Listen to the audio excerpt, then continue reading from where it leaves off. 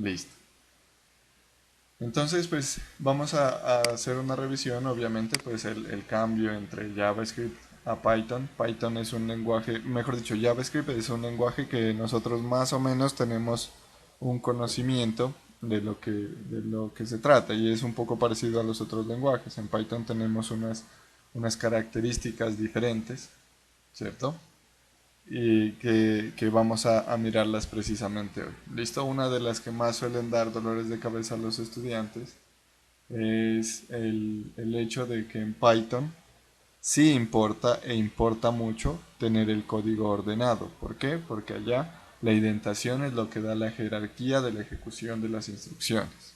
¿Listo? No es como en Java o en JavaScript que si nosotros escribimos el código sin indentar, el código igual funciona. Acá sí importa el orden en el que escribamos las instrucciones. Si identamos mal una instrucción, puede cambiar el sentido de nuestro programa o también puede que falle. Entonces por eso vamos a hacer una revisión acá de lo que de lo que se trata. En este caso yo les he puesto en la plataforma, ya les he habilitado estos elementos de aquí. Python 1 es una presentación, Python 2 es otra y la guía 1 es otra. En Python 1 y Python 2 vamos a encontrar dos presentaciones que como ustedes saben, pues la asignatura de frameworks la trabajamos el ingeniero Joan y yo, usualmente en el programa. Y en ese intercambio de ideas para formular el microcurrículo con él me mostró dos presentaciones muy buenas sobre Python que se las comparto aquí también a ustedes. Esta presentación Python 1 y Python 2 son autoría de él, son construidas por el ingeniero Joan. Esta guía 1, que es como les entrego para que ustedes vayan ejecutándolas, así es de autoría. ¿Listo? Igual les comparto el material porque me parece un material muy bueno y muy didáctico. Entonces, eh, vamos a mirar. Inicialmente, pues les coloqué yo aquí el link de descarga. Les voy a mostrar cómo se hace la descarga de Python porque hay que instalar el intérprete. ¿Listo?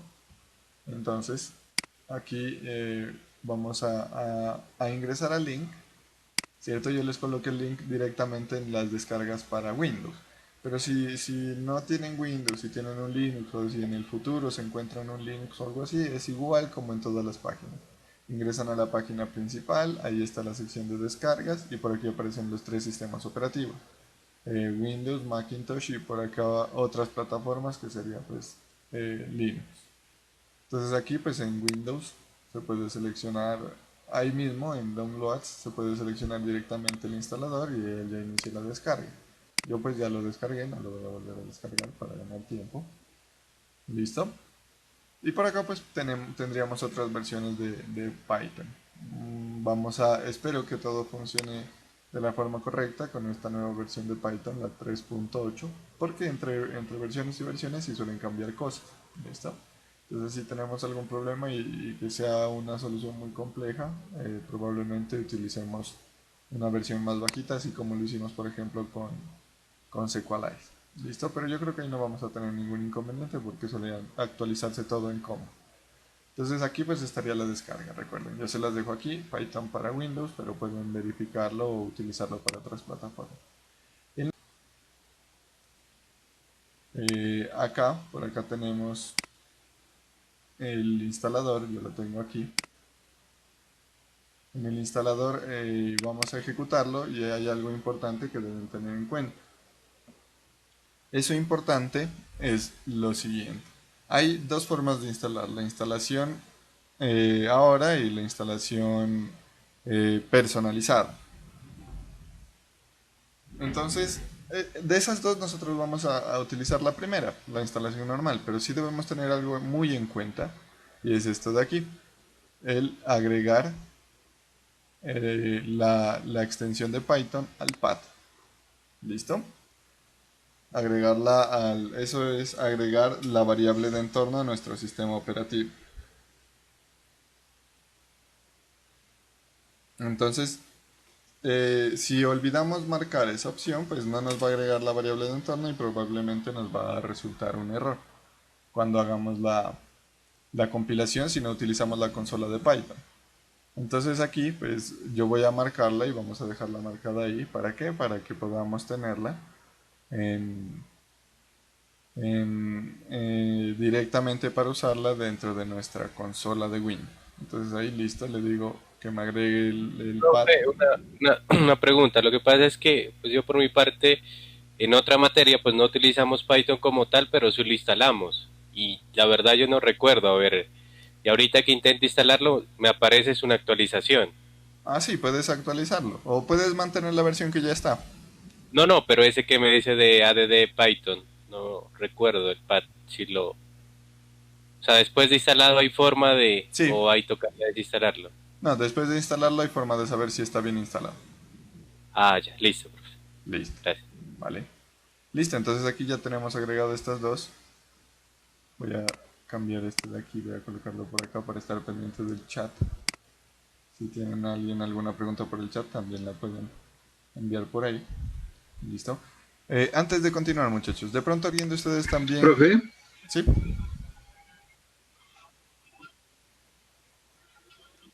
¿en qué parte fue que les dio de la página a descargar el instalador?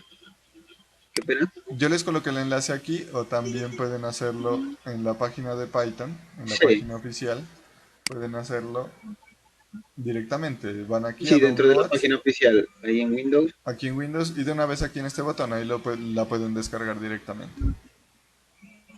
Mm, ya, Una vale. pregunta, Sí, muchachos. profe, gracias. Vale, antes de continuar, lo que pasa es que de pronto me estoy olvidando a veces de grabar las clases. ¿Alguien de ustedes también graba la sesión? De pronto para recurrir a esa persona cuando lo olvide.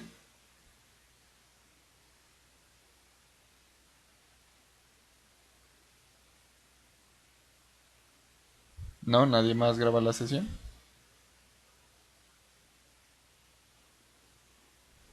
No, yo creo No, que profe. nadie No, más. no, profe, no he podido saber cómo se graba. No, le he dado y no me da la opción de grabar. Ya. Fabián, de pronto. No, profe, no, yo siempre espero su grabación. Bueno, listo. Igual si les pido el pad de pronto que me hagan acuerdo cuando inicie, porque miren que ahorita ya me estaba olvidando, pero ya la puse. Cuando inicie les pido el pad que me recuerden para subirla de una vez. Si no si no igual pues si lo olvido les hago un videito corto con un abstract. ¿Listo? Bueno, era eso. Listo. Aquí entonces ya nosotros tenemos nuestro instalador. Y le voy a decir que lo instale ahora, no voy a configurar ningún paquete adicional, nada más. Ahorita vamos a hacer la instalación básica para posteriormente instalar Django. Listo, él me va a pedir permisos.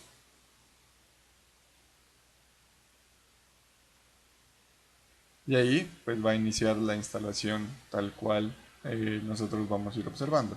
No es demorada. Sin embargo, pues por acá vamos a ir mirando las presentaciones que igual les compartí, las que les comento que son hechas por el ingeniero Joan. Eh, Listo, entonces por acá tenemos Python 1, que es esta de aquí. Listo. Aquí vamos a ir mirando eh, algunas particularidades del lenguaje. Listo, que igual también es importante que las tengamos. Acá en Python 1 pues ustedes van a observar que es la misma presentación, solamente que está en PDF. Listo, no es la misma. Y ahora revisamos Python 2. Bueno, aquí ya terminó. Dice setup was successful. Listo. Esa es la instalación. Ahora en un momentico ya iniciamos a utilizar nuestro lenguaje como tal. Entonces, ahí todos observan mi pantalla, ¿cierto? Ujú. Sí, profe. Sí, profe. Listo. Entonces vamos a observar algunas de las características del lenguaje, iniciando pues por su creador, ¿no? Que es Guido van Rossum. Él fue quien inventó prácticamente el lenguaje, ¿listo? Y lo que busca este lenguaje es ser un lenguaje de apoyo y de rápida escritura para el programador. Resulta que uno como programador o como desarrollador suele ser bastante ordenadito. Quizás ustedes de pronto en el programa o en la carrera, en lo que llevan cursado, uno como docente les exige que ordenen su código, sin embargo ustedes puede que digan ¿y para qué ordenar el código? Yo les comentaba, no me acuerdo si fue en Android, que yo les decía que era importante ordenar el código porque uno trabaja en grupos de desarrollo. Y uno ya mira la observación, ya mira la utilidad y que es verdad que hay que ser ordenado con el código cuando le toca trabajar con el código de alguien más. Entonces ahí sí dice, ¿por qué esta persona no fue tan ordenada? Y Python precisamente como que obliga a que uno sea ordenado, sobre todo con la indentación. ¿Listo? Este señor eh, tuvo en cuenta, o igual esto es un pensamiento que todos debemos tenerlo en cuenta, al menos pues nosotros como cercanos al desarrollo, ¿cierto? Quizás procurar sembrar la semillita de la programación. Y aquí hay una frase muy bonita de Steve Jobs que dice, pues se las traduzco un poco, que él piensa que todas las personas en el país, en este caso pues de Estados Unidos, es una regla pues que yo creo que se debe aplicar en el mundo, debería aprender a cómo programar un computador, porque la programación enseña cómo pensar y cómo pensar de forma adecuada. El computador hace lo que usted le dice y por eso cuando se produce un error, eh, es que usted no le está diciendo las cosas adecuadas. Entonces, cuando nosotros pensamos de esa manera, simplificamos muchas cosas y quizás esto me pasó a mí cuando inicié a estudiar ingeniería de sistemas.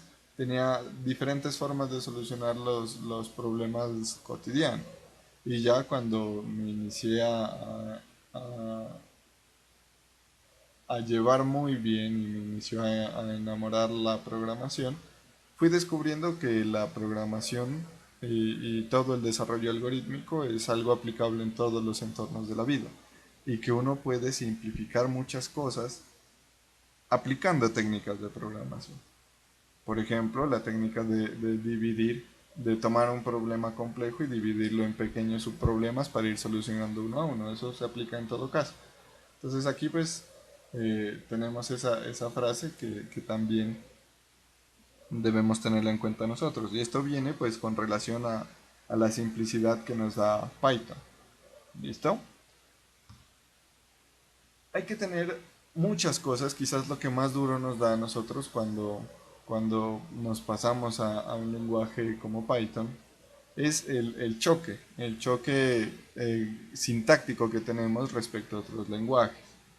¿Por qué? Porque cambian muchas de las cosas y muchas costumbres que uno tiene desde que inicia la formación. Por ejemplo, uno de los primeros errores o de los errores más comunes cuando se inicia a estudiar programación y se inicia a codificar es olvidarse del punto y coma, ¿cierto? Yo creo que a todos nos ha pasado que nos olvidamos del punto y coma.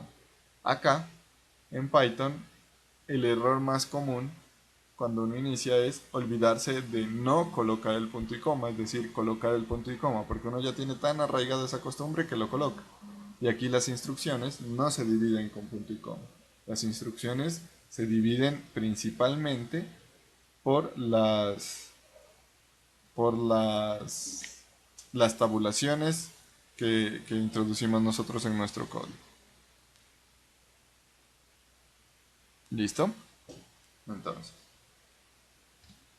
vamos a mirar algunas de las particularidades de Python. Vamos a arrancar con eso. Aquí pues el profe Joan coloca una escena muy conocida de los Simpsons, ¿no? Entonces vamos a iniciar con esta, con esta primera fase exploratoria del lenguaje. Igual como nosotros lo hemos hecho o ustedes lo han hecho cuando inician sus estudios, ¿cierto? Cuando inician a estudiar un lenguaje. Resulta que aquí Python tiene 5 tipos de datos estándar. Tiene el tipo número, que ya es conocido por todos, pero miren que nos hace una distinción entre un string, perdón, entre un short, un integer, un double, un float, ¿cierto? Sino que tenemos números. Ahí entra todo. ¿Listo? Si es un entero, pues es un número. Si es un string, es un número. Perdón, si es un float, es un número. Si es un short, también es un número. Calza ya en números. También tenemos el tipo de dato string, que ya nosotros lo podemos intuir, pues que es un tipo de datos para cadenas de texto. Tenemos el tipo de datos list como tipo de datos, que viene siendo arreglos dinámicos. ¿Listo? En los arreglos dinámicos, nosotros tenemos diferentes cosas, ¿cierto? Que podemos tener ahí. Podemos tener una lista de cadenas de texto, una lista de números, una lista de objetos, etc. Entonces, es un tipo de datos, miren que ya lo tenemos ahí, ya lo tenemos implícito en nuestro lenguaje, en Python.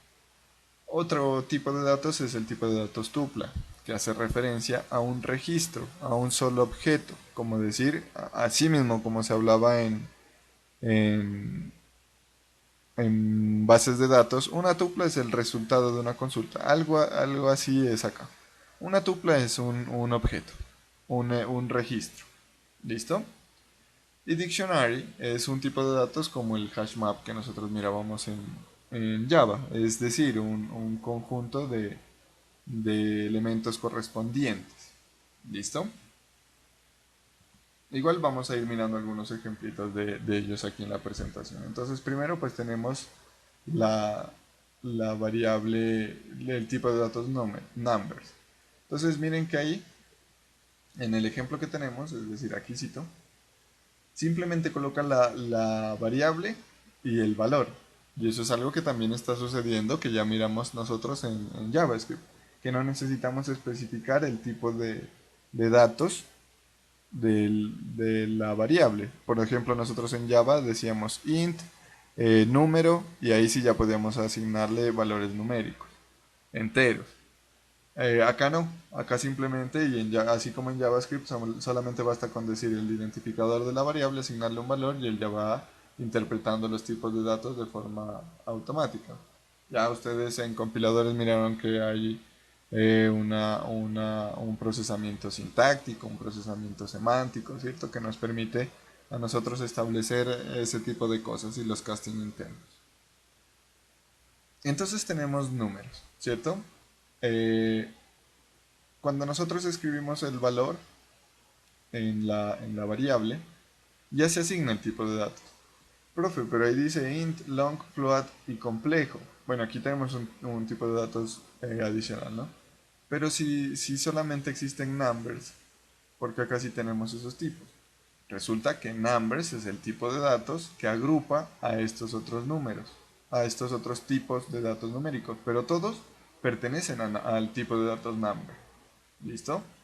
Este tipo de datos number puede ser discriminado en int, long, float y complex, que son los números complejos. Por ejemplo, ustedes miraron en cálculo que por allá los números complejos, por ejemplo, era un número acompañado de raíz de -1, creo que era. Entonces, ese es un número complejo. Tenemos esas subdivisiones en los tipos de datos numéricos. Aquí dice que muchas veces, o la mayoría de veces del uso del estándar del número en Python es correcto. Que Python automáticamente convierte el número de un tipo a otro, si es necesario. Pero bajo ciertas circunstancias hay que especificar el tipo numérico que se necesita. ¿Listo? Si es complejo, si es hexadecimal, etc. El formato puede ser forzado es decir, el formato o el tipo de datos puede ser forzado a cambiar a otro tipo de datos usando una sintaxis adicional como la que tenemos aquí. Entonces dice int, una variable así, long, una variable así con la L, ¿cierto? Float con el punto flotante y el complejo con el punto flotante, puede llevar o no llevar el punto flotante, pero adjunta la J. ¿Listo? Él intrínsecamente va estimando y va estableciendo los tipos de datos. Es decir, si nosotros tenemos dos variables definidas y le decimos var 382 y luego var 2 con comillas dobles Jorge, por ejemplo. Entonces luego hacemos una operación aritmética de var más Jorge. Él va a hacer un casting y obviamente el casting ahí sería convertir el 382 a string para hacer una concatenación. Él solito va priorizando. Cuando nosotros miramos que la concatenación, perdón, que la conversión de los tipos no es la adecuada, ahí podemos forzar la conversión. ¿Listo? Aquí tenemos, por ejemplo, algunas instrucciones para establecer los tipos de datos de las variables, porque es importante muchas veces conocer cuál es el tipo de datos de las variables. Y ahí tenemos tres variables. Tenemos la variable message, que dice good morning, es un string, la variable num, que dice 85, y la variable pi, que dice 3.14.15.9. Y por acá nos da unas funciones de Python, que miren que no es nada del otro mundo. Estamos diciendo print y enviamos un parámetro, que el parámetro es el resultado de la función type y una variable. Entonces, en esencia, lo que le estamos diciendo ahí es print, imprímame el tipo de la variable message. Y en comentarios nos dice, this will return a string. Es decir, que nos va a retornar un string. A ver, miremos. Y de paso vamos tocando un poquito de lenguaje. Para iniciar a trabajar con Python vamos a notar, por ejemplo, aquí a mí me agrego estos accesos directos. ¿Listo? Y por aquí hay una consola de comandos de Python. Entonces voy a agregar esta. Voy a abrir esa consola. ¿Listo? Y voy a ejecutar algunas de las instrucciones. Ojo que no estoy haciendo un programa. Estoy simplemente ejecutando el lenguaje. Esa es otra de las propiedades que podemos hacer. Aquí no estoy creando un programa, simplemente estoy ejecutando instrucciones del lenguaje que puedo escribir y definir variables. Por ejemplo, voy a definir la variable message igual a good morning. Cierro comillas, le doy enter, listo, esa variable quedó almacenada. Puedo crear la variable num igual a 85, quedó almacenada. Miren que en ningún momento estoy colocando punto y coma. Puedo decirle la variable pi igual a 3.1415.9. Listo. Ahí tengo mis variables ya creadas. Y ahora voy a utilizar la función que está abajo. Le digo print type message. Cierro y cierro. Y le doy enter. Y miren el resultado. Me dice class str. Ese de ahí es una tupla, por ejemplo. Entonces me dice, pertenece a la clase string, str, cuando ejecute la función print. Digámosle print y ahora num. Miren, me dice, este pertenece a la clase int. Y digámosle pi. Me dice, este pertenece a la clase float. Entonces miren que ahí ya vamos acercándonos un poquito a la sintaxis y vamos conociendo cómo es que trabaja estos elementos, ¿cierto? Vamos dándonos cuenta que no es nada del otro mundo, es un lenguaje tal cual lo conocemos, solo que debemos, tal cual conocemos a los demás, sino que debemos ir adecuando un poquito nuestros estilos de codificación también al estilo que nos exige el lenguaje. ¿Listo? Tenemos el tipo de datos string, entonces podemos definirlos de dos formas. De tres formas, perdón. Dice que podemos crear una variable string encerrándolas con los caracteres en diferentes indicadores. Podemos utilizar las comillas simples, las comillas dobles y las triples comillas dobles para delimitar literales de tipo string. que dice que las triples comillas o que las cadenas de texto encerradas en triple comilla doble automáticamente va a agregarme o va a permitirme escribir elementos en múltiples líneas. ¿Listo? Miren, aquí por ejemplo tenemos first name, está John con comilla simple, last name, Smith, con doble comilla, y algo, lo diferente que viene aquí, es message con triple comilla. En Java hacíamos una distinción, ¿cierto? Cuando era comilla simple era un char, acá cuando es comilla, y cuando era comilla doble, era un string. Aquí se puede funcionar de la misma forma, siempre con elementos de una sola línea. ¿Listo? Aquí en message ya usamos la triple comilla doble. ¿Y esto qué hace? Miren que aquí inicia la definición, luego hay un salto de línea, continúa, salto de línea, continúa, salto de línea, continúa y por aquí termina. Esto me indica que todo esto de aquí, todo este mensaje, a pesar de que esté en múltiples líneas, pertenece a esta variable, está cargado en esta variable, porque recuerden que en Python no hay puntos y comas. Y de igual forma no es necesario escribir el \n que nosotros escribíamos en Java o en otros lenguajes, porque aquí la triple comilla doble me interpreta que esto de aquí es un salto de línea. ¿Listo? Entonces nosotros podemos formatear nuestros elementos de esa manera. Miremos, por ejemplo, dos funcionalidades agradables de Python. Recuerden que Python es un lenguaje orientado a simplificarle la vida al programador. Entonces ahí tenemos dos ejemplos, var1 que dice hello world y var2 que dice reino Python, ¿cierto? Luego dice imprímame con la función print var0, que eso es tal cual nosotros lo conocemos. Estábamos accediendo al arreglo de la cadena de caracteres a la posición 0. Pero abajito dice print var2 1 2.5, ¿cierto? Ahí lo que le estamos diciendo es que nos imprima esa cadena de caracteres desde, o ese arreglo, ojo, no solamente aplica con cadenas de caracteres, a ese arreglo que nos muestre desde la posición 1 hasta la posición 5. Miremoslo acá en nuestra consola. Entonces, digámoslo. Voy a colocar por aquí. Ahí igual en comentarios aparece, ¿cierto?, que debería retornarnos. Sin embargo, probémoslo acá. Entonces le decimos var 1 igual a hello world. Signo de admiración. Y var 2 igual a Rhino Python. Listo. Y ahora digamos de print var 1 en la posición 0.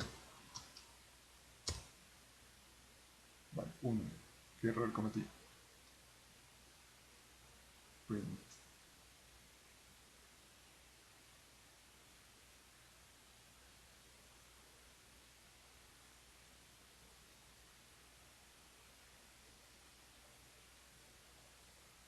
Call to print. Ah, ya.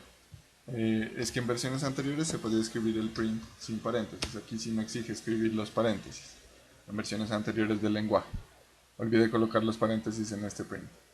Entonces miren, ahí ya coloqué los paréntesis y ya puedo imprimir var 1 en la posición 0 y me muestra la h. Y si le digo print 2, print variable 2, desde la 1 hasta la 5, como está ahí, en efecto me muestra ino. Ino debería mostrarme ino p, pero aquí me está mostrando ver 2, 4. Ajá. Si le pongo hasta la 6, ahí sí me va a mostrar rino ino p. ¿Listo?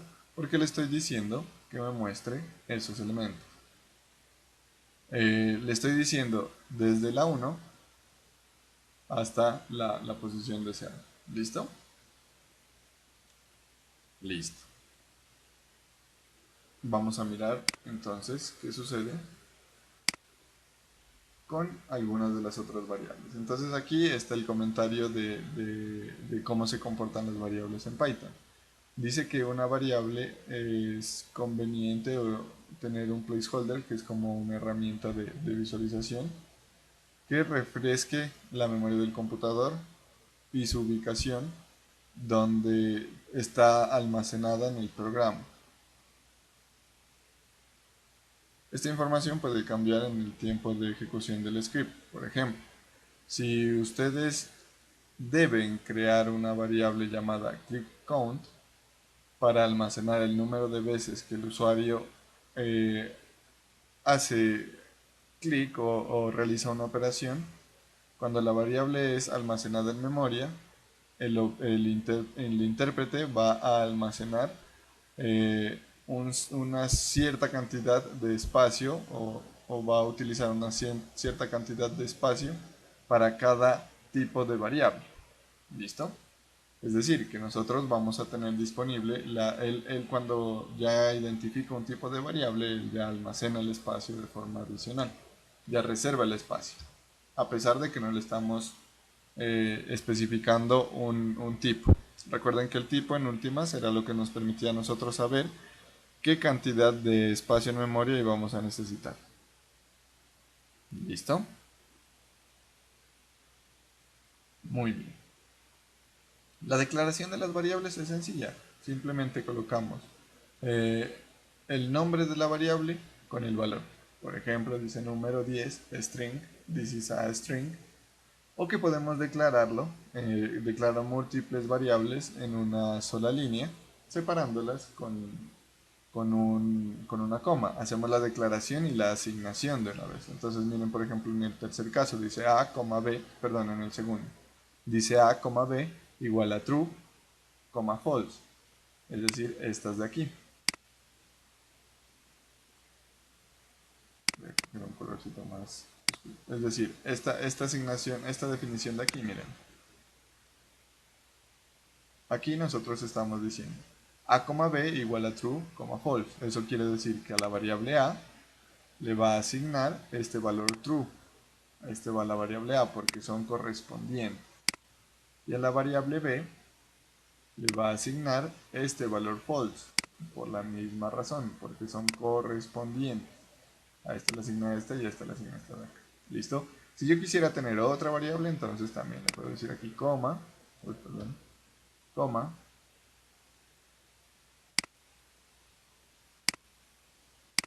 la otra variable y el otro valor. O también puedo hacer la definición en múltiples líneas, como probablemente estemos acostumbrados. ¿Listo? En mi caso, yo prefiero casi siempre definirlas en múltiples líneas como para llevar un orden en el código. Listo. Aquí tenemos unas restricciones en los nombres, como decir elementos que no podemos utilizar en el nombramiento de nuestras variables. Entonces tenemos, por ejemplo, que debe iniciar, en la primera, en esta de aquí, nos dice que debe iniciar, el nombre de una variable siempre debe iniciar primero con un carácter desde la A a la Z, incluyendo minúsculas, ¿cierto? O con un guión bajo o un underscore. El nombre de la variable no puede contener una arroba, el signo de dólar o el signo de porcentaje. No puede contener eso, ¿cierto? O el punto tampoco. ¿Por qué? Porque el punto es utilizado para identificar elementos como los objetos, algo así como sucede en Java.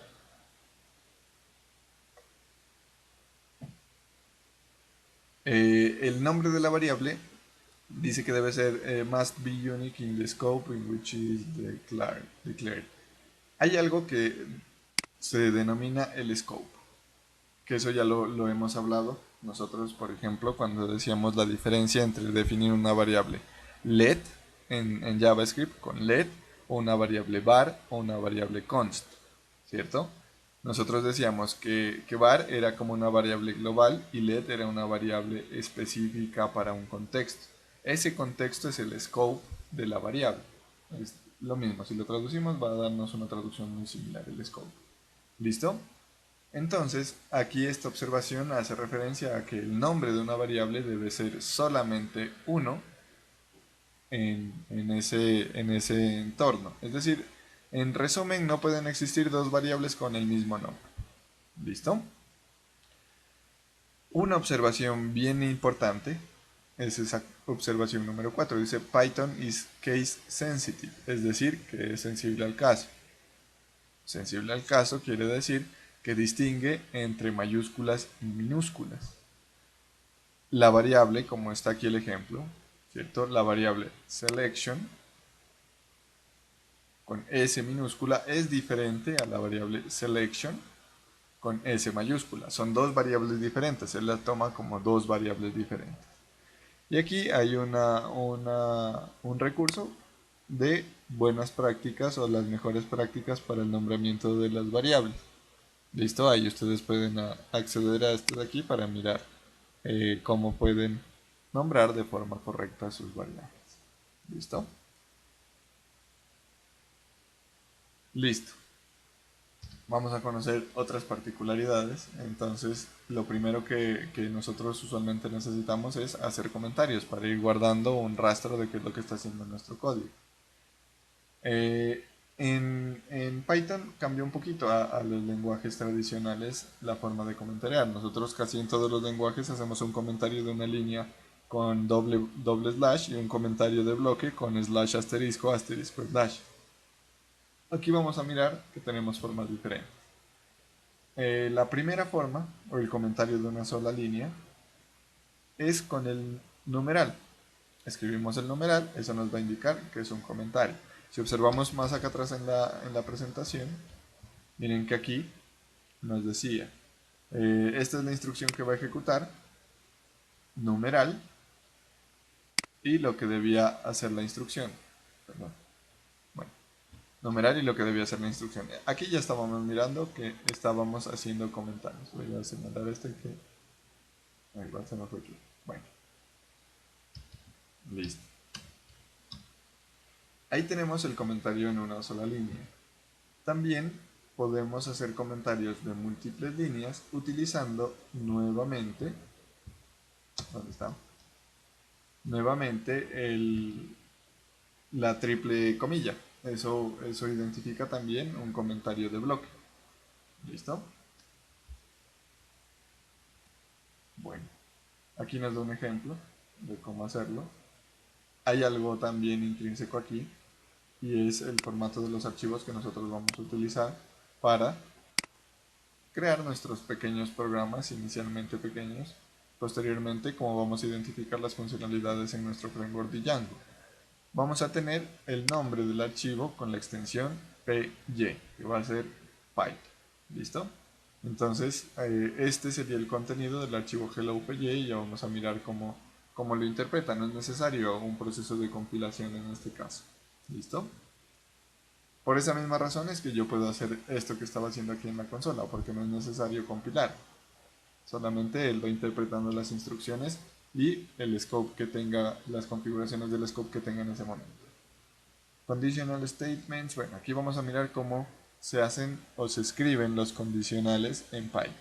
¿Listo? Ya sabemos pues cuándo es utilizado un condicional. Listo, lo que nos interesa ahorita es un poquito la sintaxis. Cuando nosotros queremos escribir un condicional, tenemos pues el comportamiento típico, ¿cierto? Este es en el diagrama de flujo, validamos la condición, si la condición se cumple nos vamos por el lado verdadero, ejecutamos una serie de instrucciones y finalizamos. ¿Listo?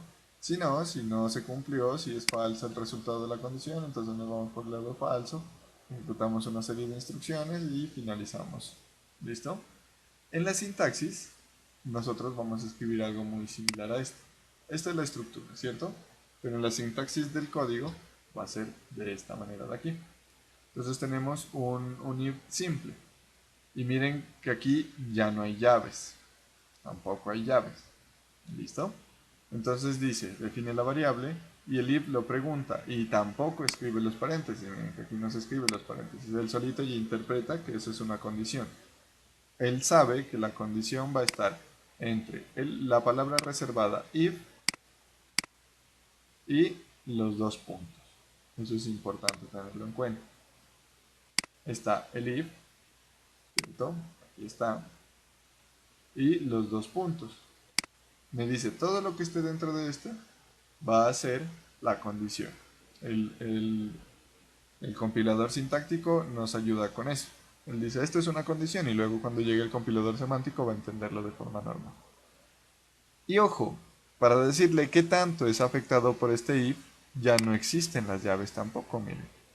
Ya no están. ¿Dónde están las llaves? Aquí no están. Pero utilizamos la indentación. ¿Listo? Eso le dice que está afectado por el if. El if abre los dos puntos y a partir de aquí dice, lo que siga en la siguiente jerarquía es lo que yo afecto. Es decir, la indentación del siguiente elemento. Este espacio que está desde este filito, desde donde inicia el if, hacia acá. Si yo tuviera otra instrucción, pues debo colocarla, que si quiero que la afecte el if, entonces la coloco en la siguiente indentación y aquí iría mi instrucción. Si yo no la coloco así, sino que la coloco desde aquí, mi siguiente instrucción, entonces esa ya no va a estar afectada por el if. Simplemente el if afecta a lo que esté dentro de su rango. ¿Y cómo sabemos lo que está dentro de su rango? Con la indentación. ¿Listo? Si queremos hacer un if con un else, es decir, un condicional con dos opciones de salida, entonces tenemos lo mismo, dos puntos, luego la palabra reservada else con dos puntos. ¿Listo? Y lo mismo, afecta la indentación aquí. Sí afecta. Aquí sabemos que esta viene afectada por este if de aquí. Si nosotros colocamos este else también aquí de entrada, nos va a dar un error, porque no tiene la sentencia if antes. Entonces miren que hay que ir siendo bastante cuidadosos con la indentación. Aquí ya estamos obligados a indentar. Y por eso es que uno les hace tanto hincapié en ordenar el código. Por último, tenemos el if de múltiples o ifs anidados o de múltiples opciones.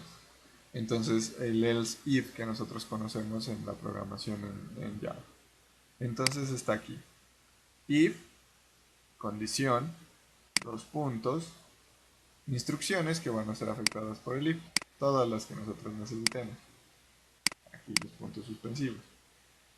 Si necesitamos evaluar otro caso, ya no vamos a escribir else if, sino el if. ¿Cierto? Ya había una novela que mi mami miraba que se llama El if. Entonces aquí miren, una memotécnica sencilla para acordarse. No debo escribir else if, sino el if. No. Listo. Y lo mismo, van a resultar afectadas las instrucciones que estén dentro de nuestra jerarquía correspondientes a esta condicional de aquí. Y por último, todo if,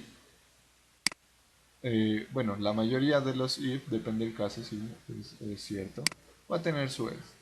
Aquí pues si necesitamos el else lo escribimos, si no pues no lo escribimos y de la misma forma va a tener afección todos los elementos que estén ahí dentro. ¿Listo?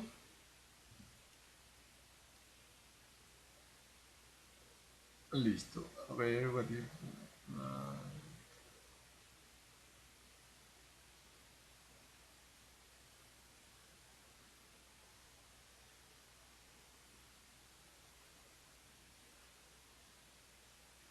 ya. Aquí es simplemente una explicación de lo que está haciendo el if anterior. Listo, que eso pues ya nos quedó a nosotros más que entendido. También podemos escribir múltiples el if, así como teníamos en Java. Entonces, mira, aquí tenemos el primer if, luego vamos con otra opción, luego con otra opción, luego con otra opción, y por último tenemos el caso por defecto. ¿Listo? Eso también se puede ir enlazando ahí. Eso se llaman condicionales encadenados. ¿Listo? Lo mismo, aquí nos da una explicación. Y ahora sí, aquí tenemos una serie de ejercicios. ¿Listo? Antes de proseguir con esa serie de ejercicios, vamos a mirar cómo podemos escribir nuestros programas en Python. ¿Listo? Resulta que aquí, nosotros, yo voy a dejar esta diapositiva aquí. Aquí nosotros estábamos usando directamente el intérprete de las instrucciones Python. Si yo aquí le digo, por ejemplo, 5 más 5, perfectamente él me hace el cálculo, porque él sabe que eso es una operación aritmética. Pero si yo necesito escribir un programa, no voy a utilizar este bash, sino que puedo crear mi programa solito. ¿Cómo lo hacemos? Entonces voy a crear, por ejemplo, aquí una carpetica. Nueva carpeta. Ejemplos. Voy a llamar. Listo. Y esta carpeta de ejemplos la voy a abrir con Visual Studio.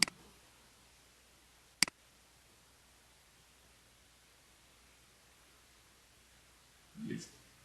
Y aquí voy a crear nuestro archivo. Mi primer programa en Python. Entonces le digo New File. Y le voy a decir ejemplo 1.py. No olviden la instrucción, la extensión. Ahí miren que al colocar la extensión .py, de una vez Visual Studio me coloca el icono de Python. Entonces listo, lo selecciono y ahí ya él sabe que voy a iniciar a escribir código en Python. Eso ya es por el IDE, no es por otra razón.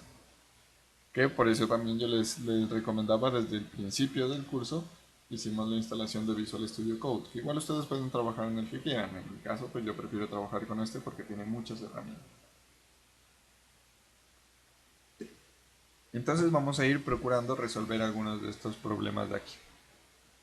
Dice, codifica un programa que pida por pantalla la cantidad de personas a ingresar y de esas personas solicite la edad y género al finalizar Al finalizar el ingreso de datos debe mostrar el siguiente reporte.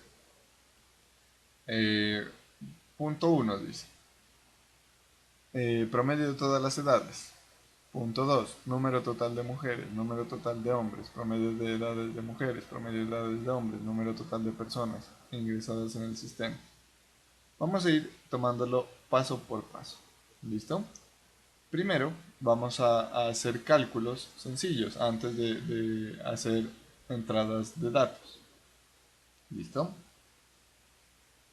Entonces, vamos a decirle,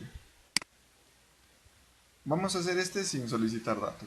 Vamos a decirle promedio de todas las edades. Vamos a suponer que tenemos varias edades registradas. Entonces tenemos edad 1 igual a 10. Edad 2, podemos copiar y pegar esta instrucción. Edad 3, edad 4, edad 5. Edad 1, edad 2, edad 3, edad 4, edad 5. Aquí pongámosle 10, 15, 12, 7, 32. Listo. ¿Cómo podemos calcular un promedio, muchachos? ¿Cómo podemos calcular? ¿Cómo calcularíamos el promedio de esas variables de ahí? Se suma y se divide. Eso. Entonces vamos a decirle, aquí podemos seguir utilizando las propiedades del editor. Yo cojo el multicursor, copio estas de aquí, las pego, vuelvo a utilizar el multicursor para sumarlas, pero esta vez solamente estas 4, le escribo el símbolo más, las 1 y listo. Y acá voy a crear una nueva variable que va a ser igual, prom, le voy a decir prom, igual a este, ¿cierto? Agrupo con los paréntesis dividido entre 5. Listo. Guardo. Y ahora sí, ¿cómo pruebo ese código? Ah, bueno, voy a mostrar el resultado. Entonces le digo print prom. O también puedo decirle el promedio es, y aquí, prom. Listo. Guardamos ahí. Ahí está nuestro programa. Y ahora, ¿cómo interpretamos este programa? Vamos a hacer lo que ya conocíamos nosotros. Voy a ir a la carpeta, en escritorio, ejemplos, y aquí voy a abrir una consola. Abrir ventana de comandos aquí. Y aquí simplemente le voy a decir Python ejemplo 1.py. Recuerden cuando hicimos la instalación que yo les decía hay que configurar, hay que decirle que de una vez nos configure la variable de entorno. En esa configuración ya nos agregó la variable de entorno para que nuestro Windows reconozca que ese es un programa que está instalado en el equipo. Entonces por eso nosotros escribimos Python. Si ustedes cuando escriban Python ejemplo 1 les sale algún error, es porque probablemente no se hizo la instalación de la no se hizo la creación de la variable de entorno. Aquí lo ejecuto, me sale un error, dice que el modo de 9. Print, por la concatenación. No float. Ahí miren que no hizo el casting directo. Entonces vamos a decirle lo siguiente.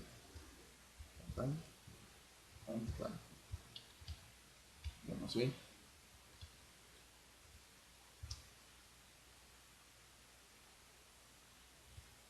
Hacerlo con coma. Ahí. Listo. Listo, ahí ya funcionó mi programa. La concatenación es diferente acá. Listo. Es por la conversión implícita ahí. Listo. Entonces ahí lo ejecuto nuevamente. Y me sale la única instrucción que tiene salida por consola, que es print. Entonces dice el promedio es 15.2. ¿Cierto? Perdón, un estornudillo. Listo. Así podemos hacer nosotros todos nuestros programas, ¿cierto? Entonces recuerden la misión. La misión es hacer este programita de aquí. Vamos ahora, antes de resolver este de aquí, vamos a conocer más herramientas, ¿cierto? Entonces vamos a trabajar con la presentación Python 2. Listo, ahí vamos a tener otros elementos importantes.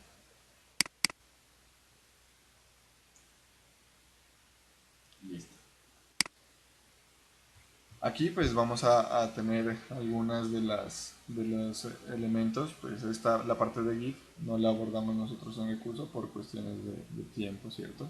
Aquí se va mostrando, ustedes pueden seguir este material para mirar cómo se hace la instalación de Git. Hay una explicación más rápida y un poquito más gráfica de lo que hablábamos en un momento. Miren, por ejemplo, aquí está 10, pero entre comillas simple.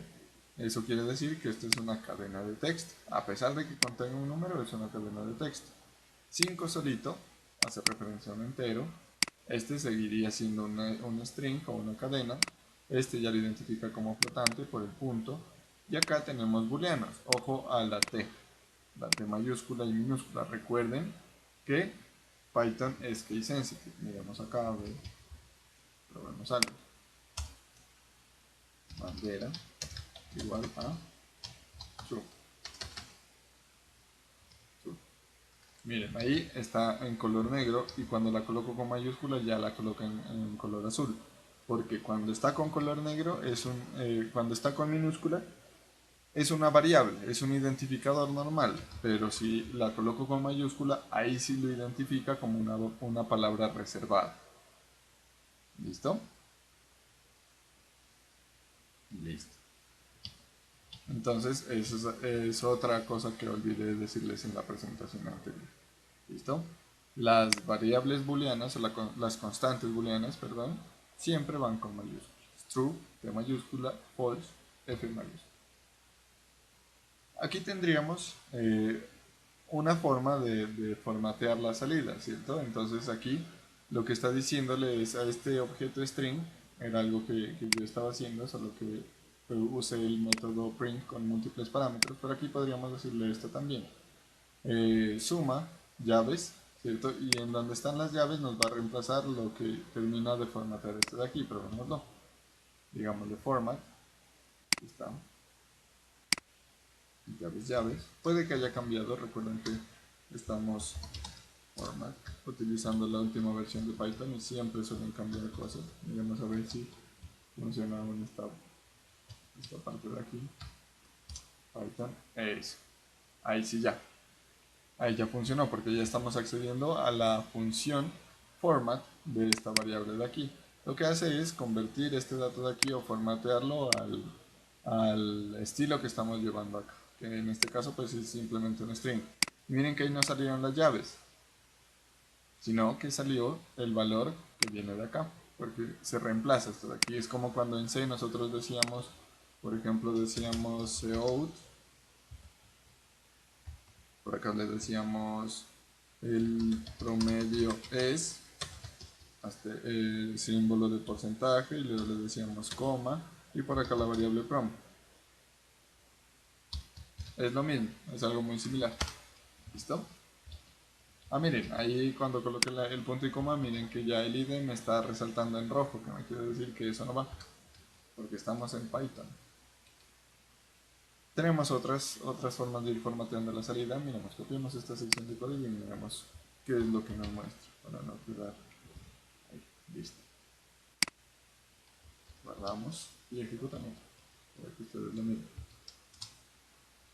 Listo, miren, ahí por ejemplo, la suma, 2 más 2, 4, la formatea perfecto. La resta, 5 menos 2, 3. Multiplicación, 3 por 4, 12.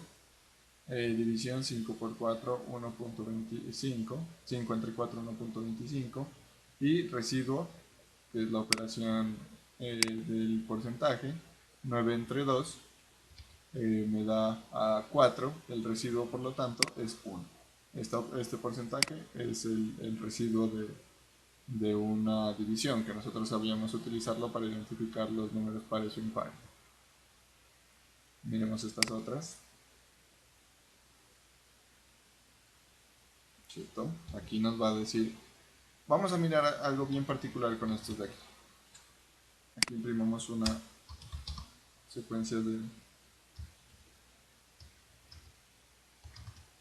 asteriscos para identificar esta parte. Vamos a mirar mayor que y vamos a mirar lo que nos reemplaza aquí.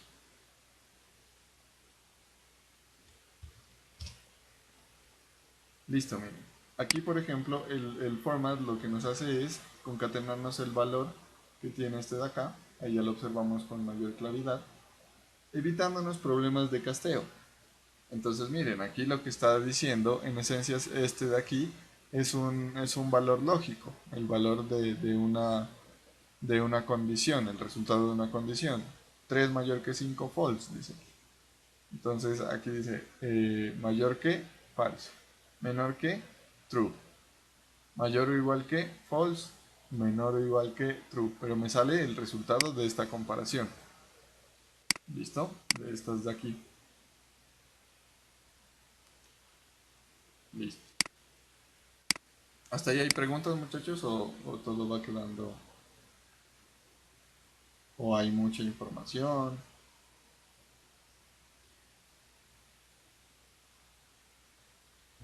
Profe, una pregunta. ¿Usted al final me puede explicar lo del pad para verificar?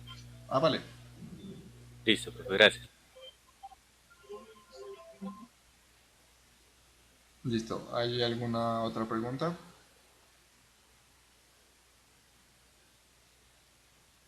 Bueno. Aquí tenemos algunos de los operadores lógicos. Pues los dos operadores lógicos que tenemos en todo el lenguaje de programación es el operador AND, OR y la negación, que la negación pues ya la miramos aquí, miren, que es igualita a los otros lenguajes. Todas estas condiciones son iguales a los otros lenguajes. Este ya cambia, el operador AND. En Java, por ejemplo, escribíamos doble ampersand. Para el OR escribíamos doble pipe. Acá ya se escribe la palabra reservada AND o la palabra reservada OR. ¿Listo? Vamos a ejecutar estas mismas. Ah, bueno, y está el operador NOT, que sería la negación en último. Pongámoslo acá, nuevamente. Y acá coloquemos.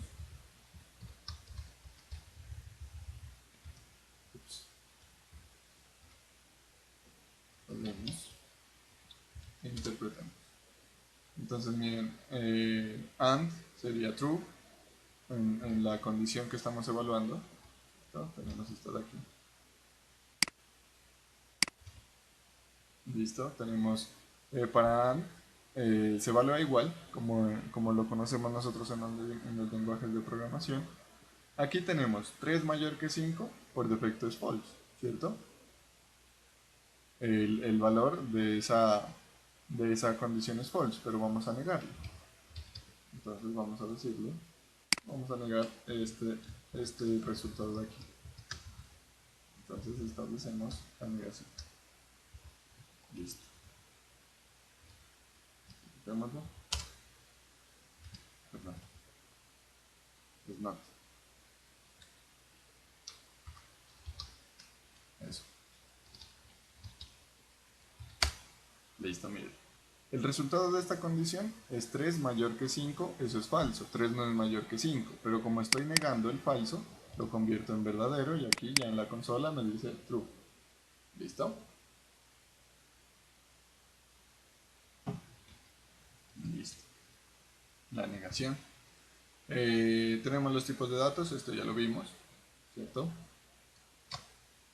Y por último tenemos unas herramientas que son los ciclos, ¿cierto? Ya miramos, como les decía, estas presentaciones son complementarias.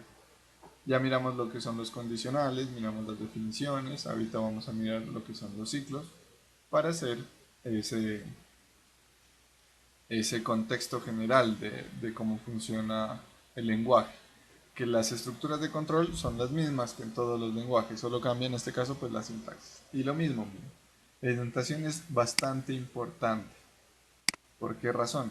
Porque aquí miren que tenemos el ciclo while y lo que está afectado por este ciclo while son estas dos instrucciones, porque la indentación aquí es en una jerarquía inferior a la del while, están dentro del while, lo podríamos ver así. Lo mismo acá en el for, también tenemos la misma condición. Y acá en el print tenemos la misma condición. Vamos a ver algo entonces. Voy a copiar esto de aquí. Vamos a escribirlo nuevamente acá en nuestro programita.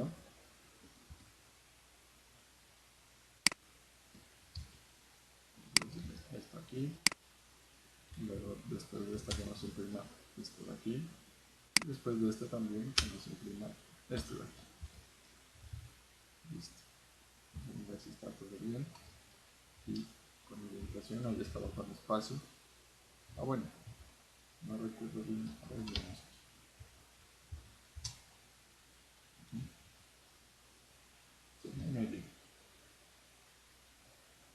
aquí. Si él lo interpreta, ¿no? Lo interpreta como tab o como un espacio también. Yo prefiero utilizar el tab. Es más, cuando lo voy escribiendo, si yo escribo una instrucción después de esta, el mismo ID me va tabulando con el tab. Entonces voy a escribirlas estas en jerarquía con tab, no con espacio sino con tab, para que sea más evidente la indentación también. Listo. Entonces en este ciclo, ¿qué es lo que estamos haciendo? Con un ciclo while estamos mostrando los números del 1 al 10. Miren que x inicia en 1, verificamos si x es menor que 1, perdón, si x es menor que 10, entonces va a imprimir el valor de x y va a incrementar a x en 1. Entonces le decimos, mientras que x sea menor que 10, entonces imprima. Vamos a mirarlo. Aquí está, miren. 1, 2, 3, 4, 5, 6, 7, 8 y 9. ¿Por qué no muestra hasta el 10? Porque así tenemos la condición aquí. Y es la misma estructura, miren. Eso quiero que ya lo vayan apropiando. Es la misma estructura. Viene la función, dos puntos y luego lo que está afectado por la función. Función, parametrización, dos puntos, lo que está afectado dentro de la función. Función, parametrización, dos puntos y lo que está afectado dentro de la función. ¿Listo? Eso no tiene misterio, eso es lo que ya conocemos. Lo mismo si tuviéramos if, si tuviéramos funciones, etc. Listo. Muy bien. Vamos a mirar este de aquí. En este de aquí y vamos a decir, ojo a esta función de acá. Decimos for z, z está en 1, in range, en el rango del 1 al 10. Lo que estamos diciendo de aquí es que z va a ejecutarse en el rango desde 1 hasta 10, mientras que z sea 1 a 10, porque esa es la estructura de este for de aquí. Nosotros le decimos el for, la variable que va a controlar el for, desde dónde hasta dónde va a ir esa variable y las instrucciones que vamos a tener. Y miremos acá. Miremos aquí que nos dice 1, 2, 3, 4, 5, 6, 7, 8, 9. Es como si le dijéramos el for desde i igual a 1, mientras que i sea menor que 10. con incrementos de i en 1.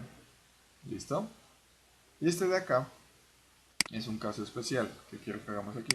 Vamos a decirle type, vamos aquí, print, type, usuario. Vamos a guardar ahí.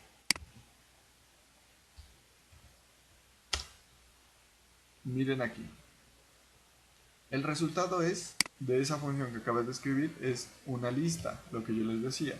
Hay un tipo de datos que ya es un arreglo, es como los arreglos que nosotros conocemos de toda la vida, que acá se los llama lista. Porque aquí se pueden almacenar strings, números u objetos. Es más, podríamos tener listas de listas. ¿Sí?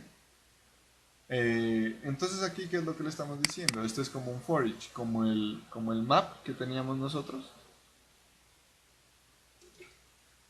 El map que teníamos definido nosotros en React es algo así.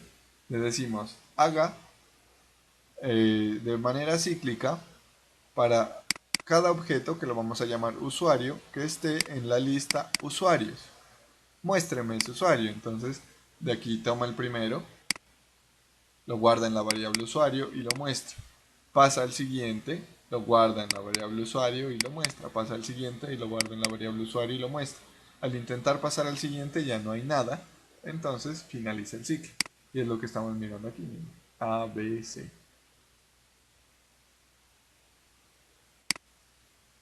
¿Listo? ¿Hay preguntas?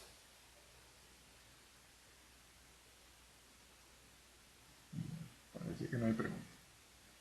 Listo. Tenemos este pequeño ejemplo. Yo igual se los cargo a la plataforma. Vamos a crear un nuevo ejemplo.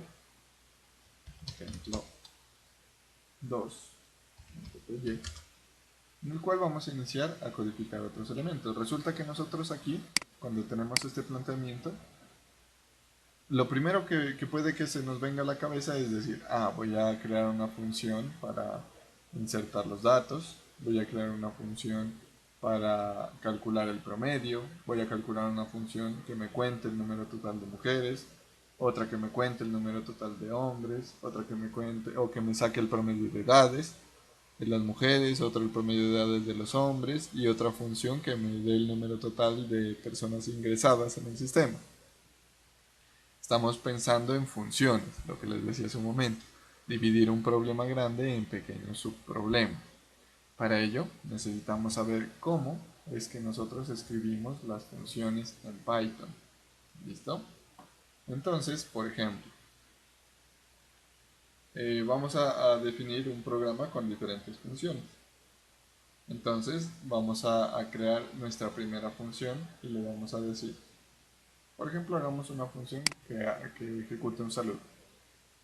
Primero que debemos hacer es decirle que vamos a definir, para eso usamos la variable reservada def, y miren que ahí nos da unas opciones, ya el IDE nos da unas opciones para autocomputarlo, nos dice una clase, un método de una clase, perdón, una clase estática o una clase abstracta. Si le decimos primero el método de una clase, ahí nos está autocompletando, ¿cierto? Entonces yo le digo el nombre de la función. Entonces yo le voy a decir aquí función guión bajo 1. Listo. Luego nos dice los parámetros. No voy a colocar parámetros. Luego nos dice dos puntos. Y aquí irían las instrucciones que van a estar afectadas por mi función. Así escribimos nosotros las funciones en Python. Entonces aquí le decimos print. Bienvenidos a una función. Listo. Guardamos. Miramos acá. Ya no es ejemplo 1, sino ejemplo 2. Listo, lo ejecutó. No pasó nada. ¿Por qué no pasó nada?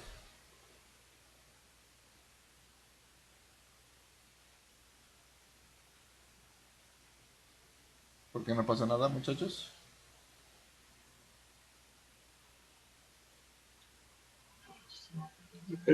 ¿Puede mostrar el código? Claro que sí.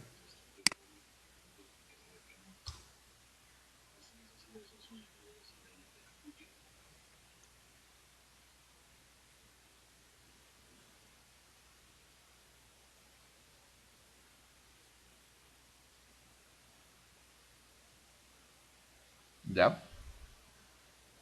Si se sabe por qué no pasó nada o no se sabe por qué no pasó nada. No se sabe. Porque está definida, más no está pues llamada, digámoslo así, Ajá, no lo solo está definida. llamando la Ajá, función. es por esa misma razón. Entonces, ¿qué pasa?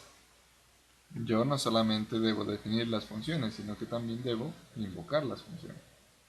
Entonces le voy a decir, por acá abajo, si yo le escribo ahí, esa instrucción me quedaría afectada por la función 1. Así la escribo lo más abajo que pueda. Si la escribo ahí va a afectarse y sería una invocación recursiva. Yo aquí la voy a colocar una serie de numerales para que se entienda que desde ahí inicia la ejecución. Y voy a invocarla. Entonces, ¿cómo hacemos? Simplemente le decimos el nombre de la función y listo. Nombre de la función paréntesis y estuvo. Entonces, invocamos y ahora sí, miren, bienvenidos a una función. Ahora sí funcionó, porque ya la estamos invocando. No era que estaba mal, sino que no la habíamos invocado. ¿Listo? Vamos a hacer otra función en la cual usemos otras estructuras de datos y que hagamos un poquito, otras estructuras de control y en la cual hagamos un poquito de uso del orden en el código. Entonces vamos a crear la función 2 que nos permita calcular una tabla de multiplicar, un ejercicio clásico, pues, que nos permita calcular una tabla de multiplicar de un número, teniendo en cuenta cuántos términos queremos. Por ejemplo, si yo quiero la tabla de multiplicar del 2, ¿listo? Si quiero la tabla de multiplicar del 2, que yo pueda decirle, necesito la tabla de multiplicar del 2 desde el 0 hasta el 10, o desde el 0 hasta el 50, o desde el 0 hasta el 4, hasta el cuarto término, ¿cierto? Entonces vamos a hacer esa función. Escribo primero def y aquí escribo el nombre de mi función, función 2. ¿Necesitaré parámetros, muchachos?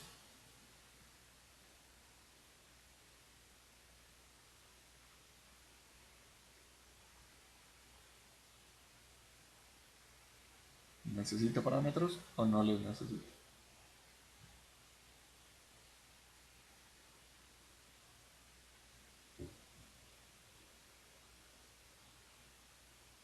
Están callados, ¿eh?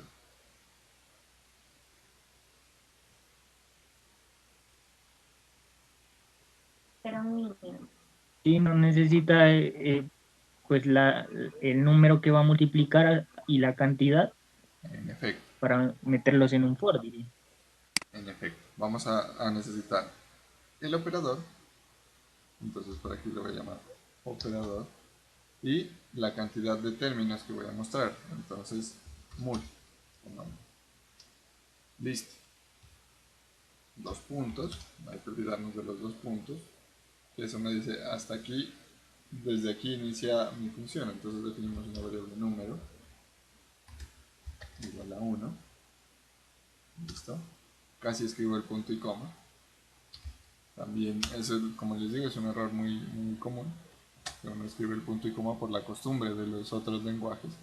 Y le voy a decir, mientras que número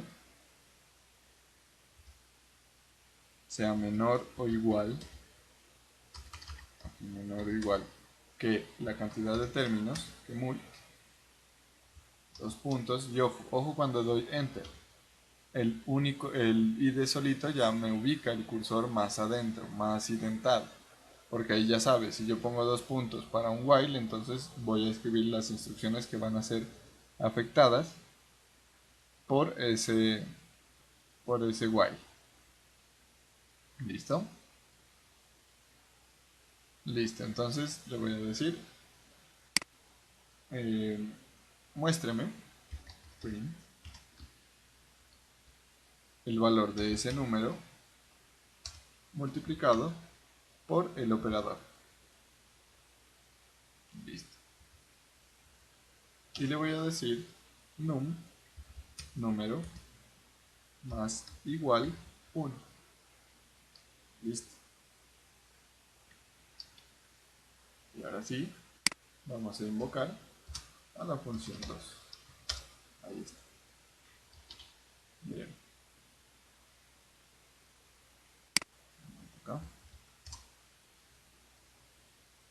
Bienvenidos a la función. Ya, olvidé escribir los parámetros.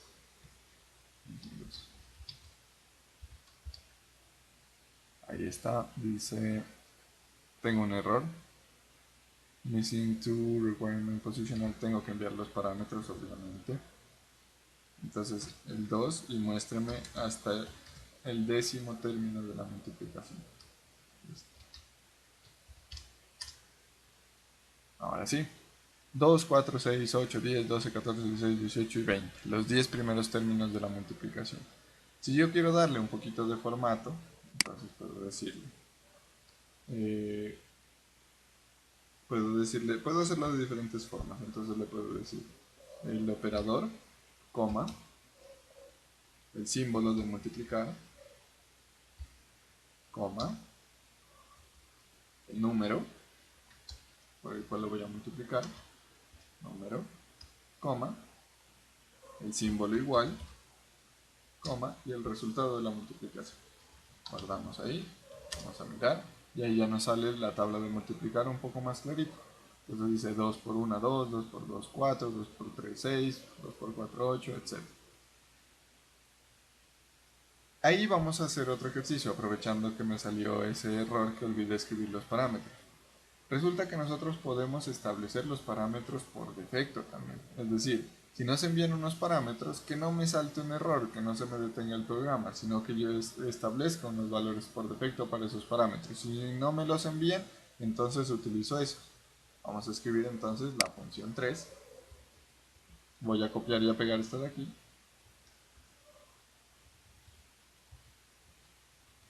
La función 3. Pego aquí. Miren, ahí debo tener cuidado al pegar porque este va aquí. Listo, la función 3 va a operar de la misma forma, solo que cuando yo la invoco acá, función 3, si no envío los parámetros, no quiero que me salga error. Miren, si yo la guardo ahí, me va a salir un error.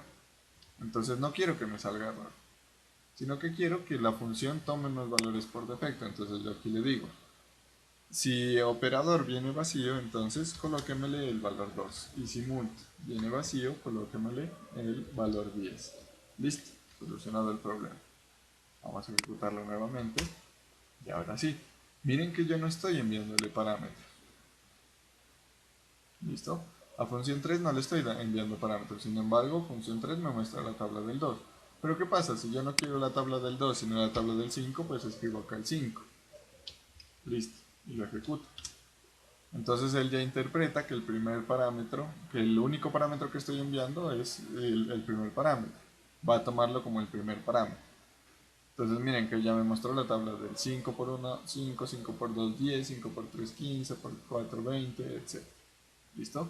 Y resulta que yo no quiero que me muestre los 10 primeros términos, sino solamente los 3 primeros términos. Entonces envío el parámetro. Listo. Guardamos aquí. Bien, ahí está, me está mostrando 5 por 1, 5, 5 por 2, 10, 5 por 3, 15 y nada más. No me muestra nada adicional. ¿Listo? ¿Preguntas hasta ahí, muchachos?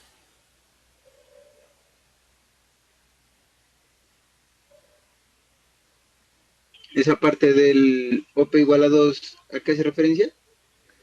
Este es que le estamos dando un valor por defecto al parámetro. Es decir, si no nos envían el parámetro, va a tomar el valor 2. ¿Listo? Si este de aquí no es enviado. Si lo envían, toma el valor que viene por parámetro. Si no, toma este valor de aquí. Lo mismo acá en 10, en mult. Pero en los resultados, ¿en qué se ve reflejado? O ¿Cómo? en los resultados, ¿en qué se ve reflejado ese 2? Ya, ¿O que qué si yo hace el invoco 2? aquí, la función 3, mira que si yo invoco, por ejemplo, voy a invocar la función 2 sin enviarle parámetros, ¿cierto? Mira que la función 2 es la misma, solo que aquí no tiene valores por defecto. Si yo le invoco ahí,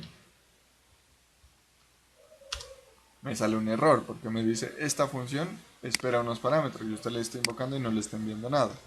Pero acá en la función 3, que es la misma, solo que le puso unos valores por defecto, si yo la invoco, no me va a salir error porque ya le estoy colocando unos valores por defecto. ¿Listo? Ah, ya, ya. Listo, listo. Eso, yo puedo darle o no los valores. Listo, listo, profe. Está muy bien. Hay otras formas de funciones que podemos utilizar, sin embargo, pues ahorita ya se nos fue el tiempo. En la siguiente clase terminamos las otras funciones e iniciamos la instalación de Python. También pues miraremos lo de la solicitud por consola de los datos. Ahorita vamos a hacer lo siguiente, muchachos. Vamos a decirle, bueno, vamos a plantear una actividad, ¿listo? Y es la siguiente. Ustedes ya tienen todos los recursos necesarios para realizar la siguiente actividad. Vamos a crear un programita. Bueno, antes me falta algo de aquí.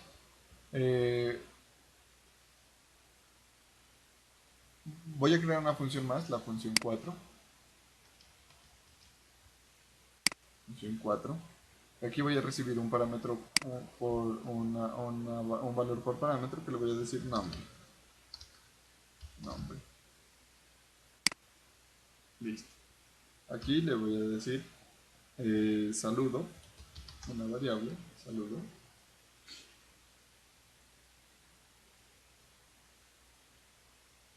Listo, que le voy a decir nombre, perdón, bienvenido.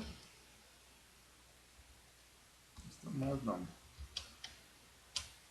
Y voy a retornar ese valor. Return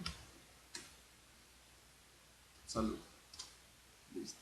Miren que podemos retornar valores. Y acá abajo la voy a invocar. Función 4. Pero ¿qué pasa? Ahí no va a hacer nada porque simplemente nos va a retornar un valor. Entonces yo lo que quiero es imprimir ese saludo. Entonces le voy a decir print función 4. Estoy invocándola. Igual yo podría almacenar ese dato en una variable. Miren que aquí está un return. ¿Listo? Me pide el nombre. Entonces le voy a decir Jorge. ¿Listo? Vamos a ejecutar. Miren que ahí me está saliendo bienvenido Jorge. Yo desde aquí solamente invoqué la función con el parámetro Jorge. Acá ya los concatena y me retorna un saludo bienvenido Jorge. ¿Listo? ¿Esto por qué? Porque en el ejercicio que vamos a plantear lo que ustedes deben hacer es construir una pequeña calculadora. ¿Listo? Una calculadora con las 4 operaciones básicas: suma, resta, multiplicación y división, haciendo uso de las funciones. ¿Listo? Ustedes van a recibir 2 parámetros, van a enviar los resultados de hacer los cálculos teniendo en cuenta, por ejemplo, en el caso de la división, que es el único caso en el que hay que tener en cuenta eso, que la división entre 0 no existe. ¿Listo? Entonces ustedes por allá cuando ingresen un 0 van a decir lo sentimos, no podemos hacer la división. ¿Está claro? Sí, profe. Sí, profe. Listo. Vamos a hacer la verificación de que Python esté instalado antes de que vayan a la camita a dormir. Vamos a, por ejemplo, aquí en la guía 1, yo aquí ya les había puesto la instrucción típica. ¿Se recuerdan cuando nosotros instalamos Node? Allá mirábamos la versión que decíamos, listo, ya está instalado Node. Aquí es lo mismo. Python -v, version, perdón. Vamos a utilizar esa función desde la consola de Windows para verificar que está instalada y que está la variable de entorno. Desde la consola de Windows vamos a ejecutar el comando Python -version. Si nos responde algo, quiere decir que sí está la variable de entorno. Si dice Python, por ejemplo, si yo le cambio aquí, supongamos que me equivoqué, Python, con M la puse. Si no está la variable de entorno, les va a salir un mensaje como ese, pero obviamente si está bien escrito Python, ¿no? No se reconoce como un comando interno o externo, programa o archivo por lotes ejecutables. Eso quiere decir que no está la variable de entorno configurada. Para ello, pues hacen la configuración de la variable y listo. Si les aparece esto de aquí, quiere decir que está instalado y que no está creada la variable de entorno porque desde Windows no se reconoce Python. Y sí necesito que lo tengamos como una variable de entorno. ¿Listo? Ahí ya sería solamente agregar la variable de entorno y listo. ¿Estamos, muchachos? Bueno, voy a crear aquí la actividad, la primera actividad de Python. Eso es lo de Pat, ¿cierto? Sí, Ah, ya, listo, profe, gracias. vale. Entonces aquí vamos a decirle...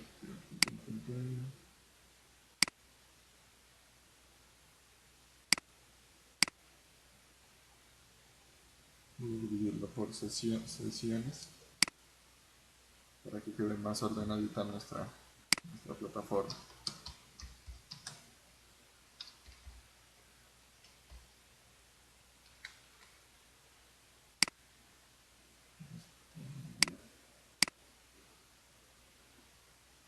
Voy a crear la actividad.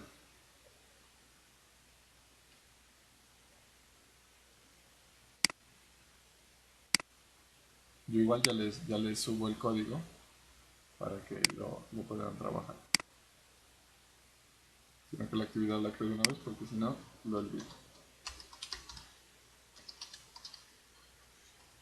Profe, ¿y para cuándo sería esa actividad?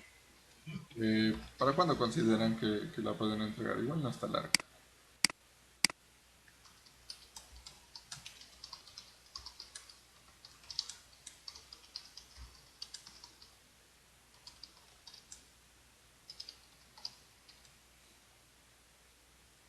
¿Para cuándo, muchachos?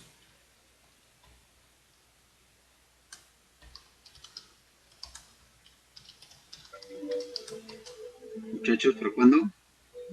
O sea, esta ya es la última, sí, ¿no? No, esta es la primera de Python. Ya se nos acabó, bro. No, todavía no.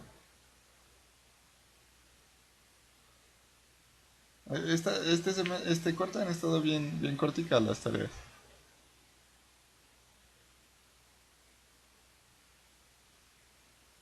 ¿Para cuándo, muchachos?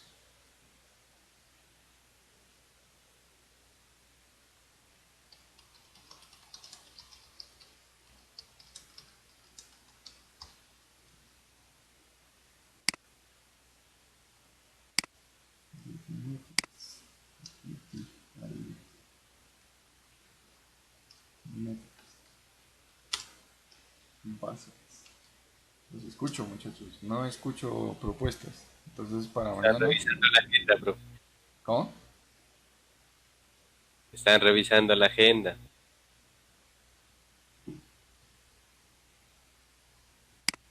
Yo creería que para el 3 de junio está bien. Tienen una semana.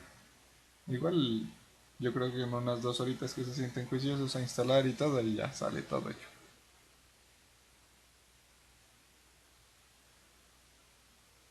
Tres horitas bien jaladas, Dios.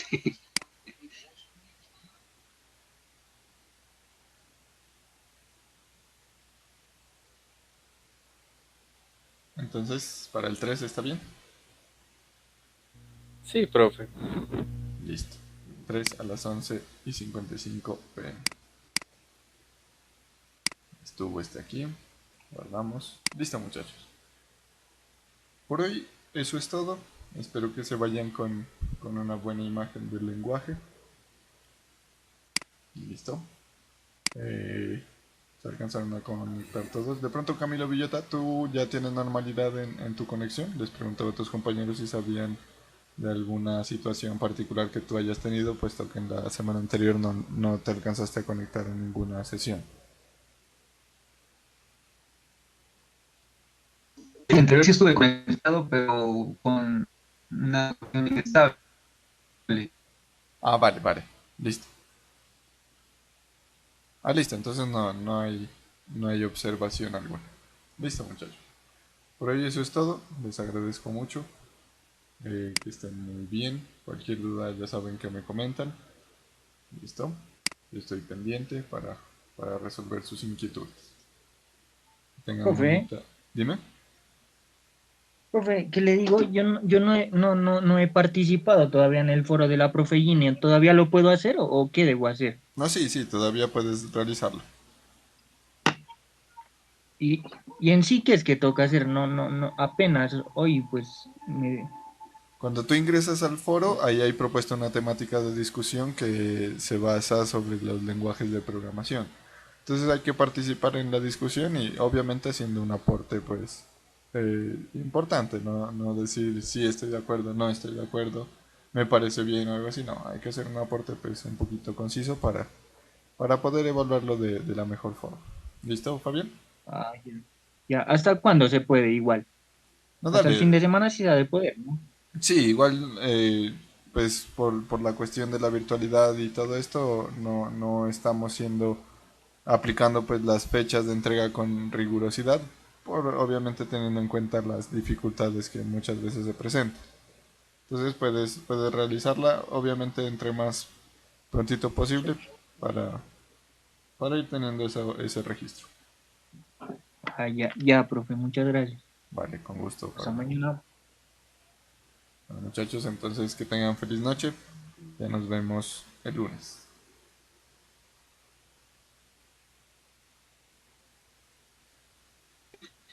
Bueno, profe, Profe, hasta muchas luego. gracias. Hasta luego. Con gusto, muchachos, que estén muy bien. Hasta luego, profe. Gracias. Chao, que estén bien. Hasta mañana, profe. Hasta luego, don Ricardo. Hasta luego, profe. Chao, José. Chao, profe.